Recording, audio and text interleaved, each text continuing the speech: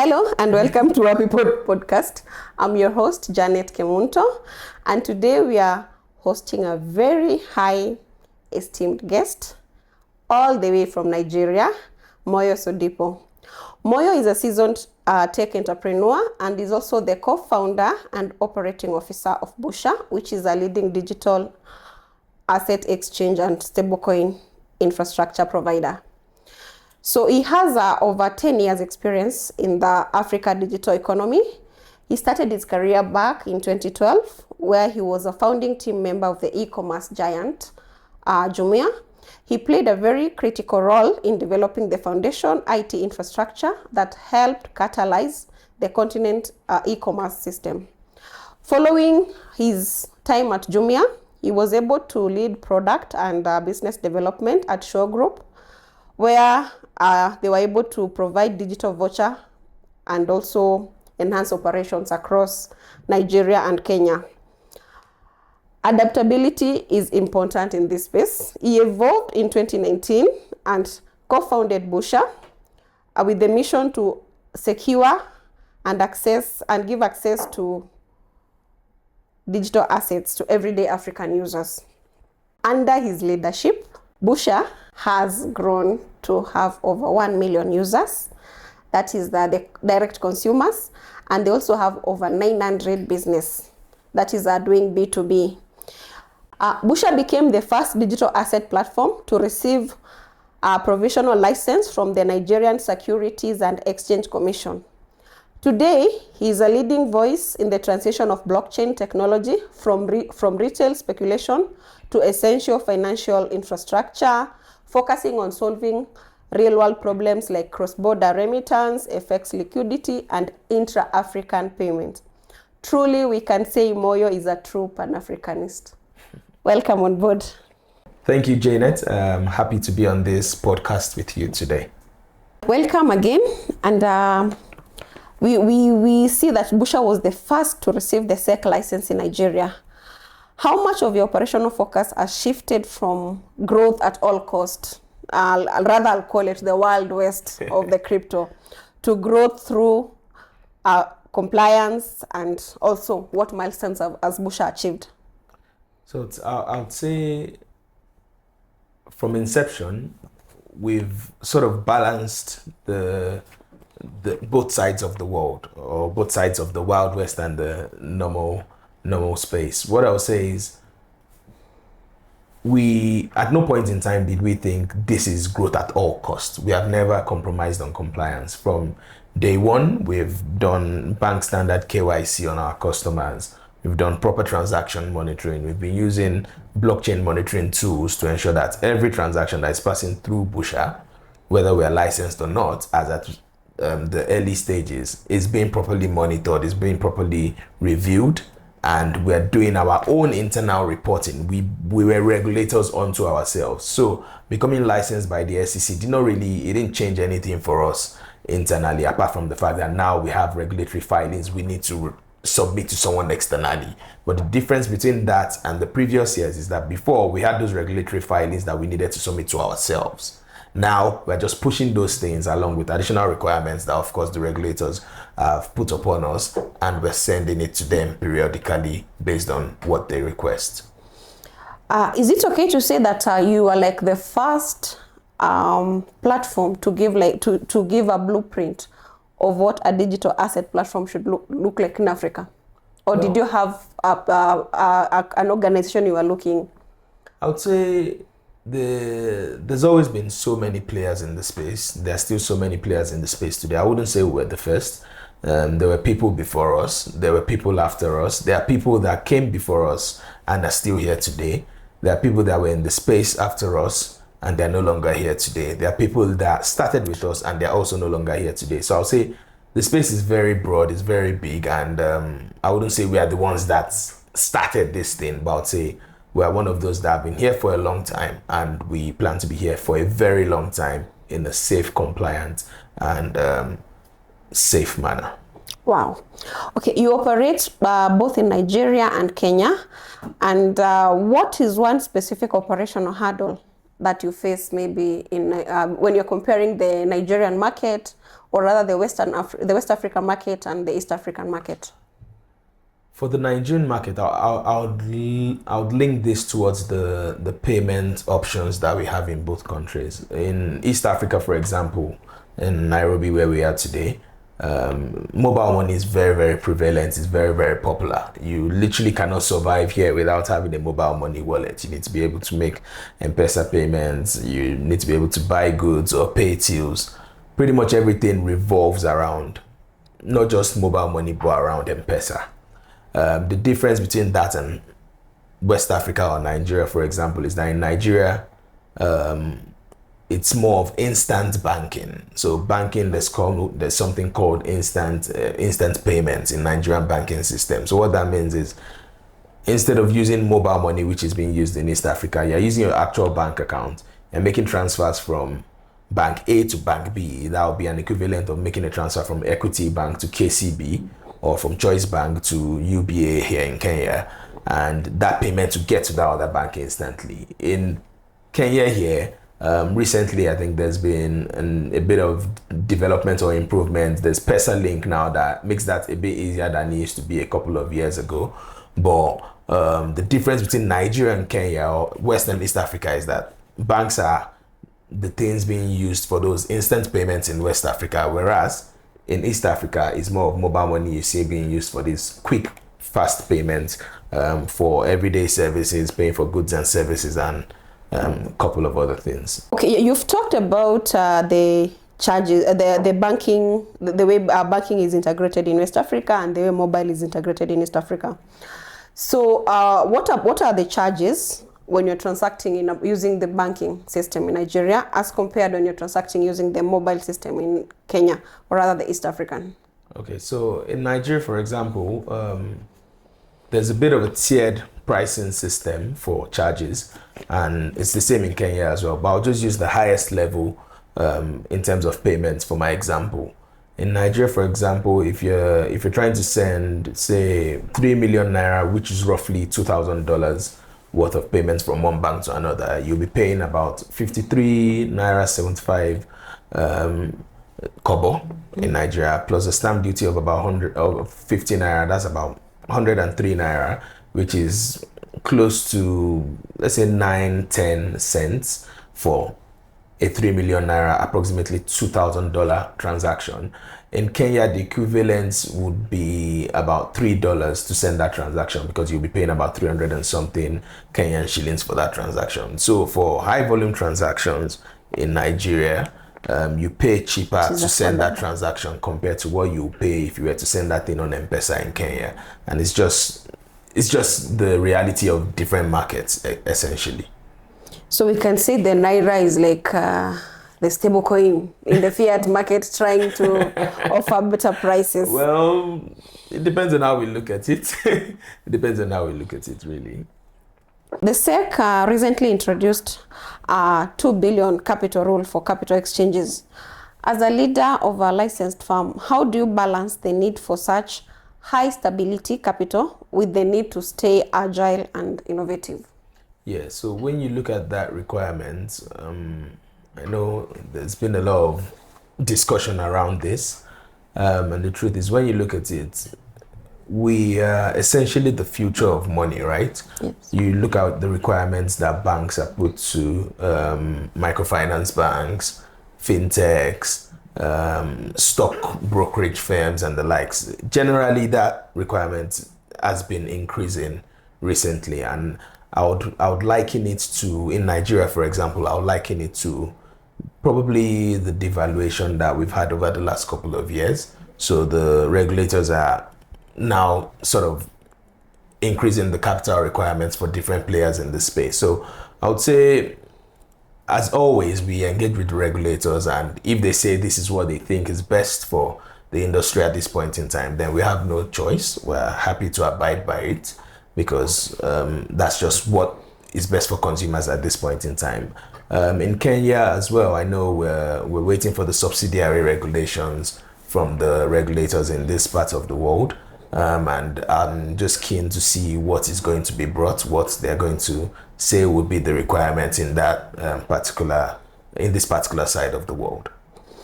Okay, That is very interesting. When we talk about the crypto space, or rather the fundamentals that founded cryptocurrency, it was all about decentralization. We want freedom. But now again, when you're looking into this space, the regulator is coming in. Don't you think we are moving away from our fundamentals of decentralization to centralization? Or what is your opinion on that? Imagine if we were in this country, we're in this world with no laws, no regulation, nothing. Imagine if you could just walk on the street naked. Yeah. It would just be absolute chaos. Imagine if there were no laws against people carrying guns or carrying weapons or those different things, laws against driving against the wrong side of the road. What will happen is we'll just have chaos, pure chaos everywhere. So yes, crypto, digital assets could have started with freedom. And freedom does not mean no regulation for me. I don't think freedom in that regard was about no regulation. It was more about being in custody of your digital assets. So your digital assets, there's something that the digital assets is being held in your own custody. You're in control of your assets rather than it being in someone else's custody. What that means is freedom. You're going from point A to point B. You don't need to carry a whole bag to move from this country to another. You have your digital assets with you. And what regulation will do is to give more clarity, is to give more visibility into this space. We have the blockchain. Even though the blockchain is decentralized, that is the kind of benefits that we are looking at. We're not going into a centralized space that is becoming close-ended. The blockchain is the decentralization that I think is the freedom we're talking about. It's immutable. It's something that once that transaction is put on the blockchain, you can tell the time it was done, you can tell the value of the transaction, and you can also tell what assets was sent at that point in time. No one can come in 2 days' time or 3 years' time and say, oh, we lost access to those records. That's never going to happen. That is the kind of freedom we're talking about, where there's more transparency, not just for the consumers, but also for the government and the regulators to see. Interesting. That is very interesting, because for the founders of crypto, they'll be like, freedom, freedom. So I have been with you for a few minutes and I've seen you on your phone like 24/7. So you are operating in different time zones. What are your non-negotiable tools with regard to your personal life and the professional stack? How do you, because I believe Nigeria is 2 hours behind. Then we have London. London is 3 hours behind. So, and then we have New York, which is 8 hours behind right now. And, then the Asian markets. And then you have the Asian markets, which is ahead as well. So, is actually, I'll say something that's very important first is, as someone that tends to travel and be in different jurisdictions at every point in time, is there's certain key time zones that I need to have at the top of my head. You see how I'm just quoting the number of hours this jurisdiction is behind that one, and there's a way I just sort of mentally map out the time at a particular place at every point in time. So one thing that I'll say is non-negotiable is anytime I'm going anywhere, there needs to be access to internet, because the customers are transacting 24/7. You need to always be on top of things. So access to internet is very important. Keeping a good concept of time, being able to balance meetings across these different geopolitical zones is also very important. And for Busha in general, we're very, very customer centric. That's also something that is very non-negotiable. From day one when we launched, like you said, we've had 24/7 support in app for our customers. And that means that if you have an issue at 1 a.m., there's someone to at least respond to you. Of course, there might be some delays here and there if the department in charge is not working at that point in time, but at least someone would have looked into the issue, done like a preliminary assessment to understand what's going on. If it can be resolved at that point in time, the support staff that reaches out to you is responding then. If it's something that needs to be escalated to another department that is not available at that point in time, and it's not an absolute emergency, then support will tell you, okay, we'll respond to this by 9 a.m. or 10 a.m. in this time zone. If it's something that is an SOS, then there are SLAs, there are escalation parameters that support knows they can use to nudge whoever is responsible for that kind of thing, that this is an urgent thing that needs to be attended to, even if it's 3 a.m. So that's like a code red alert kind of thing, that this needs to be attended to now. And for us, we just swing to action at that point in time. So internet, first priority. Internet is top priority, because without internet, like, nothing is moving. Everywhere is at a standstill. Oh, that's nice. Okay, so you've mentioned that the conversation needs to move away from speculation to infrastructure. So what is the real world example whereby we are moving away from this digital money we are seeing in the internet, in our wallets, to that money now being applicable in the daily lives? Or rather the real world utility. Real world utility. Yes. I'll say the real world utility for me today is being able to, in Nigeria today, with your Busha wallet, you can go to a couple of physical merchant outlets, physical grocery stores in Nigeria. Go there just with your Busha wallet. You have USDT in that wallet, you have USDC, you have Bitcoin. You don't even need to convert it to Naira. You can go there, pay with Bitcoin, and immediately we have a partnership with those retail outlets where behind the scenes, we are sorting out all that headache for you.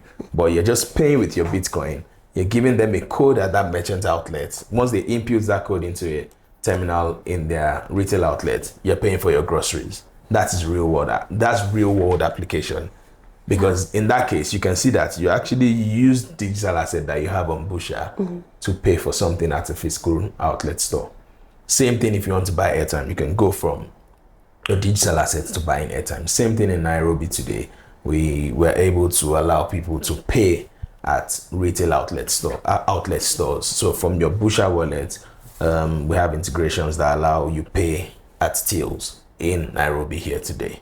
Speaking of Nairobi, do you have maybe some stores you'd like to share so that somebody can know it can walk to this particular store? It's pretty much any store really. So if you have the Busha app today, you're trying to withdraw from your wallet, you see the option there, there's buy goods, there's till number. So you just go there, enter the till number, same as you do with your M-Pesa app. Okay. And then you're able to make that payment. The only difference now is that that funds, the money is not in your M-Pesa wallet, it's in your Busha wallet. And it doesn't have to be in Kenyan shillings. You can go directly from your USDT to that thing. Is it limited to the Kenyans, or maybe what about the tourists who are coming into Kenya? Are they able to? Exactly. So the tourists, let's assume the tourist is verified on Busha already as a Nigerian or as any other jurisdiction that the tourist might be coming from. As long as your account is verified on Busha, you come to Kenya, you're coming for a conference, you don't have a debit card, you don't have M-Pesa, you don't have anything, just come with your Busha wallet. And you're able to pay for your Uber, you're able to pay for coffee at the coffee shop, you're able to you're able to even send money to someone via M-Pesa, all from your Busha wallet. Wow. So there's this major discussion that is going on about the central bank digital currency and the stablecoin. So you have advocated for an African currency backed. But like, our African market is so much segmented. We have the Naira. Even when you talk about the shilling, you have to specify, is it the Kenyan, is it the Ugandan or Tanzania? So why do you think it's necessary to have this market developed as opposed maybe to us depending on the USD to peg the stablecoin? So when we look at stable coins globally today, what's the most popular stable coin? It's the USDT, USDC. The dollar-backed stable coins are the most popular. And what is that? The dollar-backed stable coin is essentially the US dollar in digital currency form. So why can't we have the Nigerian stable coin, which we have today? We have the CNGN. If we have the Kenyan stable coin, if that's CKES, or the Ugandan stable coin, which is CUGX, if these different stable coins happen to be on the blockchain, it will also provide more liquidity into these markets. What that means is that everyone that is going from, over time, what's going to happen is that instead of everyone trading against the USDT, you start seeing scenarios where you're able to trade the CNGN to CKES or the CNGN to CUGX. So even within Africa, there will be more interaction between different currencies. Today, someone is going to Nigeria. The person is most likely going to buy with his Kenyan shillings US dollar and then get to Nigeria, change it to the Nigerian naira. But imagine if there's an order book or a way that you can trade the CKES to the CNGN. That means 24/7 round the clock. This liquidity is existing on the blockchain, is existing on order books or on different exchanges or different stablecoin infrastructure providers, where you can just easily go between different African currencies rather, based on simple supply and demand that drives both most markets globally. So you believe that the central bank digital currency are going to encourage interoperability within Africa in a better way than what the USDT is doing, or the USDC? Absolutely. USDT, I'll say, is more trade focused. It's more trade focused. If you're trading between Nigeria and, similar to what PAPS is doing, Afreximbank is trying to do, they're trying to promote intra-Africa trade using the local currencies in these countries. So if I'm trying to do something with someone in Ghana from Kenya today, why do I need to go through the USD when I can just go straight to that particular currency? And also reduce the cost. Exactly. Very, very important. From where you sit, what are the stable coin trends that you're seeing, say, for the last, let's say past COVID? What are the stable coin trends you've seen? I'd say we've seen a lot more remittance players adopt stable coins. We've seen a lot of fintechs start introducing stable coins into their apps, into their product suites. We've seen a lot more interest as well from like traditional financial institutions trying to figure out, okay, what kind of partnerships can we do with you guys in the digital space to see how traditional finance and digital assets or the digital asset economy can sort of collaborate to ensure that consumers are not left behind on either side. So on the digital asset side, the consumers are not left out of the traditional finance side. On the TradFi side, the users are also able to tap into the digital asset space. So what I see is over time, there'll be more collaboration between both sides of finance, where we're complementing each other rather than staying far or competing against each other. Oh, that is interesting. So what is the difference between the central bank digital currency, CBDC, and the stablecoin?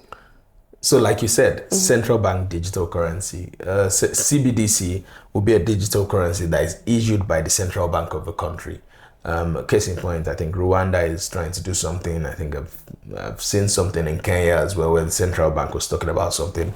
Any CBDC is pretty much championed by the central bank of that country. In Nigeria, I think a couple of years ago, we had the e-Naira that the central bank tried to do. So different countries try to issue their own digital currency pegged to the Naira, but it is issued by the central bank of that currency. Now, that is different from the likes of Eurocoin, USDC, USDT, which is issued by, let's say, private companies. In Nigeria, we have the CNGN, which is issued by a private company as well, even though they have the license backing of the regulator to say, okay, this is central, this CNGN is issued by a private company, but it is licensed by a particular regulator. So a regulator can license a stable coin, but a central bank is the one that would issue and mint a CBDC. That's the central bank digital currency. You often highlight blockchain's traceability audit trail. How does this feature help you dealing with traditional regulators with regard to the finance? Because we understand finance is a very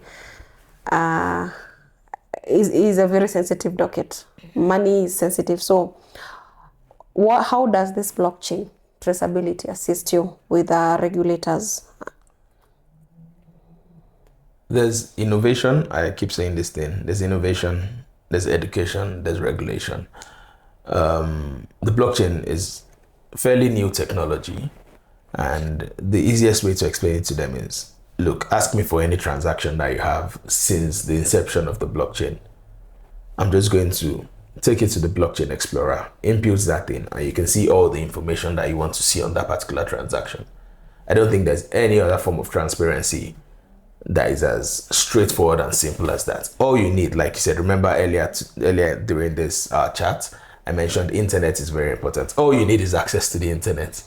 Once you have access to the internet, you have the transaction hash, which is similar to like a reference that you would have in traditional finance. You have that, and you have the blockchain explorer, which means, is it on Ethereum blockchain? Is it on Tron blockchain? Is it on the Bitcoin blockchain? Solana. Just go to the explorer, Solana blockchain. Go to the explorer, input the transaction hash. Once you do that, you see all the information you need to see on that transaction. You don't need to have any subpoena. You don't need to know anyone in the exchange. Just do that and you can see the information, at least the first basic information of that transaction. Of course, if you now want to go in depth to trace where is it going to, where is it coming from, is it illicit, is it not illicit, then you need to use transaction monitoring tools, which we constantly explain to regulators or share with them that these are the kind of tools that you can use. And the beauty of those tools is that even the kind of access that we as players in the space have to those tools, if you are a regulator, if you're a law enforcement official or law enforcement agency, the access that you have with those transaction monitoring tools is even way higher than the access that we as players in the space have. So their own access on those tools is even way higher than us, which means they can even see more than what we are seeing with respect to these transactions. That's nice. I championed you and I still champion you as a Pan-Africanist.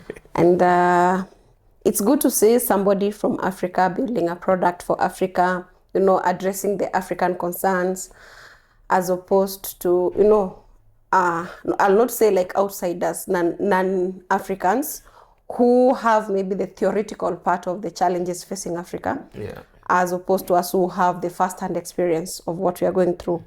So one of the challenges that many African businesses go through is trapped liquidity. So like there's lack of dollar liquidity across the African continent.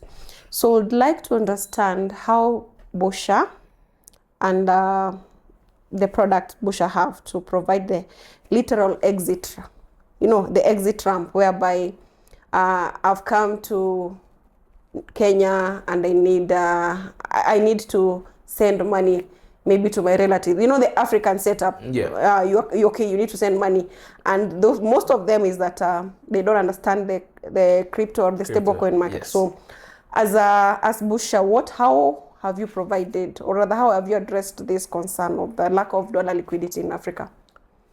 So, the dollar liquidity is something that's always very sensitive for a lot of governments, because for a lot of governments in Africa, they see it as a capital flight risk. They also see it as a potential risk for currency devaluation and the likes. But for us, what we see is there's a method that's been since the beginning of time. I think it's called the Hawala method.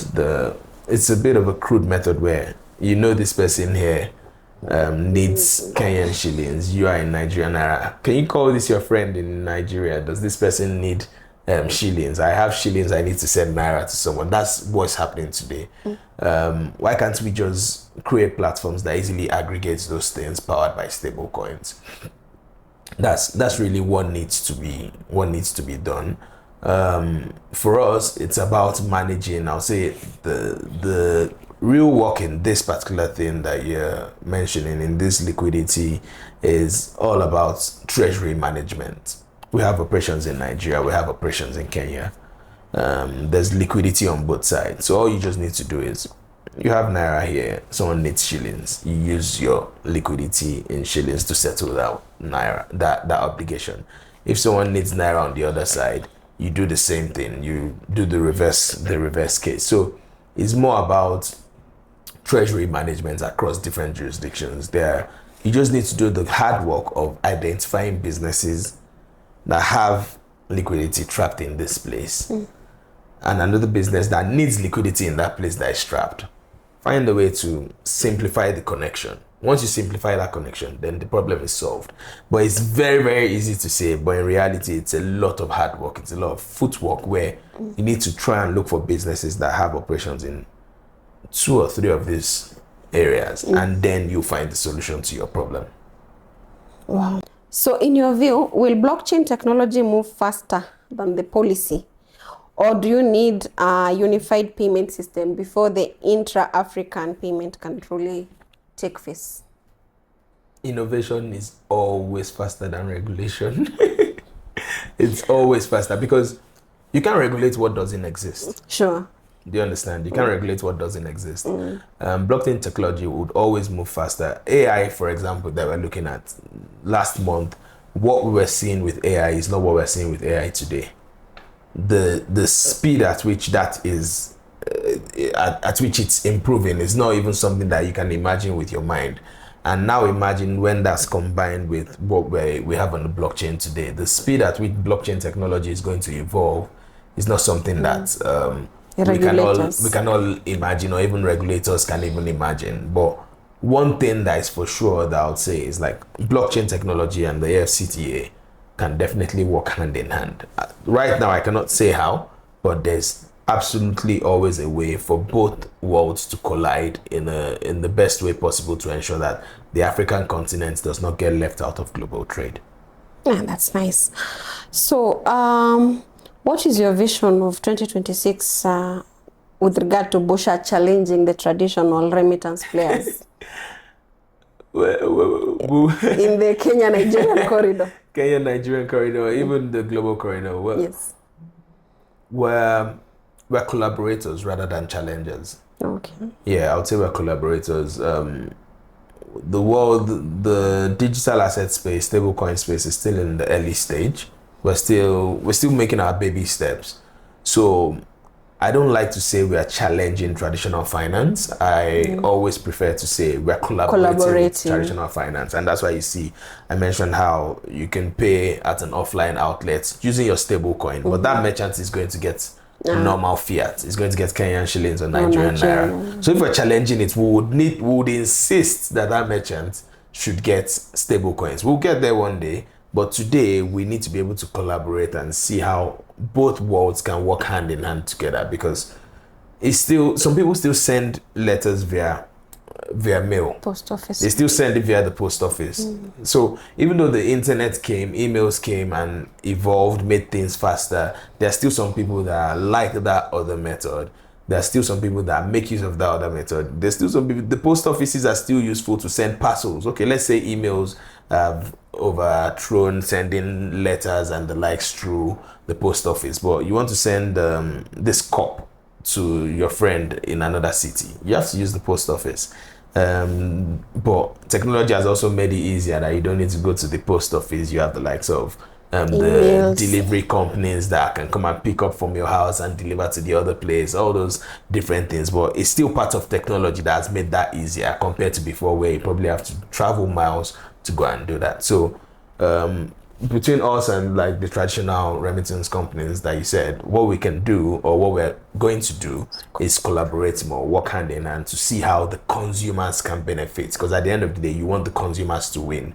You can't just be fighting as the big players in the space and leaving the consumers hanging. The most important thing for us is ensuring that whatever solution we're working on, whatever product we're deploying, the consumer is always 100% happy with what we're pushing to them. Fantastic. So, what is the most common misconception regulators have about your day-to-day job? Regulators? Yes. What do they assume? And what is the reality? They think the crypto space, in Africa, crypto started with the notion that you put $1 and you get $100. So I think most regulators think this crypto digital asset industry is a place where you just wake up and the money is just getting printed. You're having a digital printer. They just think that the money is being printed per second, and this space, oh my goodness, they're just printing money per second. But the reality is it's a very, very expensive business to run. The reality is there can be a lot of volumes being processed, but the margins are very, very extremely thin. And that's why you see that most times regulators are always on the side of, let's tax this place, let's introduce this kind of insane amount of tax, let's do this. But if you do that, what's going to happen is you're just going to drive the industry to the ground. It's more about realizing that there can be high volumes in this space, but the margin is so thin. For example, how much did I say you pay in the financial sector to make a transfer of $2,000 in Nigeria? 50. Very, very minimal amount, 10 cents. That's the same way they need to look at it. And it's still the same thing in the digital asset space, where the high volume does not necessarily mean that you are making high commission. These fees, the amounts you make from these transactions are also sort of capped. They're also sort of limited. And if you say you want to tax the industry to death, you're just going to stifle growth, and you're going to now make an underground market start thriving. That's where people start doing transactions behind the scenes that there's no proper visibility. So the reality is, crypto is not a get rich quick, or digital assets is not a get rich quick industry where you put $1 today, you get $100 next week. No, even though that's the notion, that's where it started from, where a lot of people, their first interaction with crypto was maybe centered around Ponzi schemes and the likes. But the reality is, it has evolved from that to something that people are applying to their daily lives. They're using for real world things. They're using for trade and commerce across the world. And we just need to have proper licensing framework, proper tax regimes that involves people that actually understand the space, to see that, okay, you cannot just introduce a blanket charge on this industry. You need to understand the specific use case and then introduce taxes based on what these different use cases are. I love the part. I wish there's a way you could say it in caps. Proper tax, tax system, because usually people assume that the amount you move in fiat, if you move the same amount in stablecoin, the tax is the same. Of course, we can say it's cheaper if you're, depending on the blockchain you are using, maybe Tron compared to ERC. But at least the tax part, I love the tax part. I don't know if you can, is there a way you can do like increase like caps tax? Then the tax man is going to be so happy and say, So the truth is, we need to, or the regulators need to look at it from a point of, they shouldn't look at it from just a revenue driving angle. Yes. They need to look at it from, let's understand this space. Okay, these volumes, how does it work? You've moved 1 million KES into stable coins. What is the use case? How do you tax? The industry that I can liken it to the most is FX. Yes. So how do you tax currency exchanges today? If I'm changing from Naira to Euro, or I'm changing from Kenyan shillings to US dollar, what is the tax that is paid on that particular transaction? So if someone is going from Kenyan shillings to a stable coin, why are they going to pay an exorbitant amount of tax if, when they are going from Kenyan shillings to US dollars, they're not paying that same amount of tax? Sure. So it should really depend on if you have earned an actual income from that transaction, not at the point of either on-ramping, which is going from your normal Kenyan shillings to crypto or digital assets. You can't tax, you shouldn't ideally tax at that point. You should tax when there's been income earned. So maybe you've on-ramped. You've gone from fiat to stable coins, and from stable coins to some sort of crypto. Maybe you bought Bitcoin when it was 20,000. It has gone up to 40,000, and you now sell. So you've actually earned an income. You've actually earned money. You've made profits from that. Then that profit can be taxed, but not a case where you're just going from Kenyan shillings to digital assets. You don't even know if you're going to make a loss yet, and the taxman is like, "Hey, bring some money. Bring some money." Okay, so ladies and gentlemen, like I said, he's an entrepreneur, and you are looking probably at the African-made Elon Musk. Depending on that, I'll ask you, what one piece of financial literacy can you give to very young minds in Africa with regard to being an an entrepreneur in Africa? Because I have championed you like a Pan-Africanist. I think you are, or rather, are you? Yes, I am. So, and of course, sometimes your heart really gets sad when you see Africans trying to cross the ocean, trying to get the other side for better life. But now that you have been in the African space, you are doing entrepreneurship in the African market. So, what is that one piece of financial literacy you can give the upcoming or aspiring young African minds? I would say if it's too good to be true, then it's most likely not true. And that's around digital assets, forex schemes, Ponzi schemes. There are usually a lot of unrealistic returns in the financial space where you're told that you should bring a shilling and you can make 100 shillings in a month. What you need to think deeply and ask yourself is, if this is true, why are you pitching it to me? Why don't you just put all your life savings there, make the 100 shillings and make all the money for yourself? Why are you trying to get me to give you something to do that thing?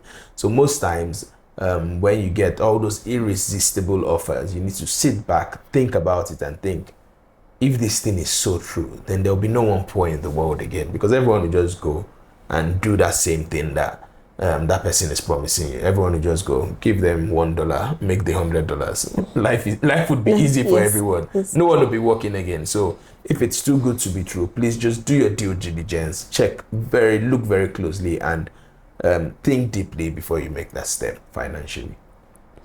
So from your early days, what is the biggest lesson you have that has seen you grow to be the person you are today, that has seen you grow Busha to over 1 million users? So what is it? What is the biggest lesson, or rather, what pushes you, or what has been the consistent factor that has pushed you to move from the founding team member to now a co-founder to an aspiring global African-made billionaire? Amen. So I would say the biggest push for me is the fear of failure, really. When you start something, you start small, it starts gaining traction, and you have a lot of people looking up to you. You have a lot of families that you're responsible for in terms of the breadwinners work for you, for example, and they need that salary at the end of the month to ensure that there's food on the table, there's roof over their heads, there's electricity running in their homes.